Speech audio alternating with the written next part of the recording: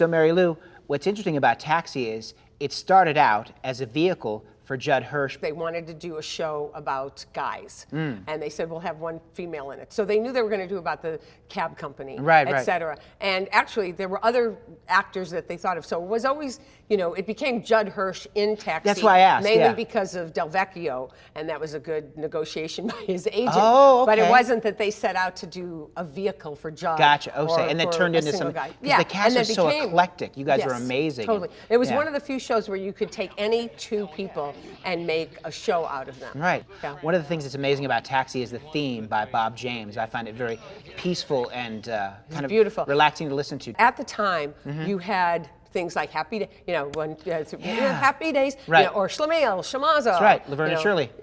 Or Come and Knock on Our Door, right. You know, and just all of a sudden, because that was the lineup, all of a sudden, like, so different, yeah. And crossing across the bridge and all that, just everything. And that night, Mr. Walters. That's Tony Danza in the car. Wow, it is? Yep. Oh my God. Little known trivia. So after Taxi, you were in a show called Evening Shade with Burt Reynolds, which I love the plot of that show. He's a former Steeler. How did you, and I think Burt called you to be in that personally? I worked with him 4 times, and then he called me. He said, I want you to play my wife on Evening Shade. And that was my 5th job with him, and I got to spend 4 years playing his wife. That had an amazing cast. Ozzie Davis was on that show, A Charles Durning, masterclass, right? every day. The movie LA Story is brilliant, and the scenes that you are profiled in are probably some of the best scenes in the movie because at the very beginning, when you're riding in the car together and it's the first day of spring, load the gun, and you're asking about, do bullets go stale? No, it's not like milk. Bullets go bad. That was, right. The thing about working with Steve is you can ad-lib all you want. And so most of the lines that you're quoting, I'm doing 30-minute lips, you know, things like that. They're all ad-libs. But the one thing that people always mention about my part in LA Story is the whole point system. Oh, yes. When I talk about it, I did that at a rehearsal with just Steve and me. And he said, I'm not putting it in the script, because I did it as an ad-lib during our rehearsal. He said, I'm not putting it in the script, just do it on the day. And if you look at everybody's faces, they're like, okay. Oh, yeah, no, it's so spontaneous. Absolutely. Turn around and then, and the part about gone. Yes, you're practicing the art of conversation. Yes, right. Yes. The best part is when he asks, you've been having an affair for how long? And you said 3 years. You've been cheating on me since the 80s? Brilliant. With Kevin Pollak, who's now on Marvelous Mrs. Maisel, playing opposite my best friend, Caroline Aaron. Right. Now, what was that like working with Steve Martin in that whole time? Because LA LA Story is an answer to a movie called New York Stories, which had come out, and very different, and it's kind of the essence of Hollywood and Ivy because you were in it. You're from Chicago. But also, also Steve's from this area. He's from Orange County. Yeah, he used to work at Disneyland. Yeah. Absolutely. Yeah. And Knott's Berry Farm. Right. Yes. Very good. So, do you have a specific memory of Steve Martin's brilliance, his writing, anything he Everything said? that he does. And he, you know, I have a lot of energy and I talk a lot. So, you know, and Steve's very quiet if you ever meet him.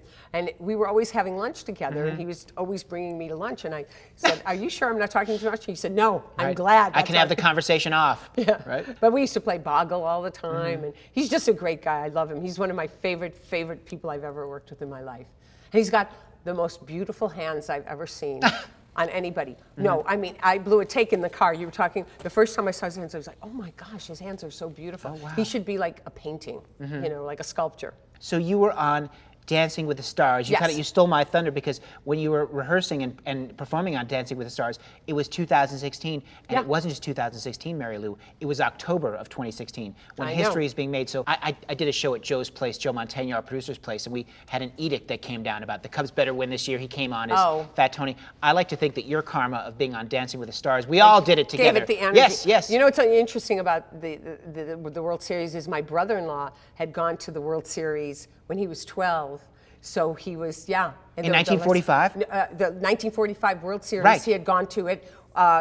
Yes, but they didn't win. But 1945, and so then he went to the Cubs win in 2016. Oh, wow. And what did he tell you about it? He said incredible. It was like, I didn't get to go because I was too busy, you know, in triage, taping my ribs and my feet and everything else, doing Dancing with the Stars. Oh, gotcha. Right. Like, in fact, we had four of my siblings went, and my brother-in-law, and my other brother-in-law, and my nephew. They all went. They went to the World Series. Do you know the story about Joe Montaigne being offered tickets by the Cubs to go to Game 7?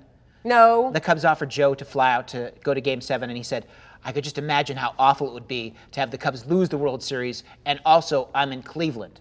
So Joe said no, but, you know, everything worked out. So everything worked out. Absolutely.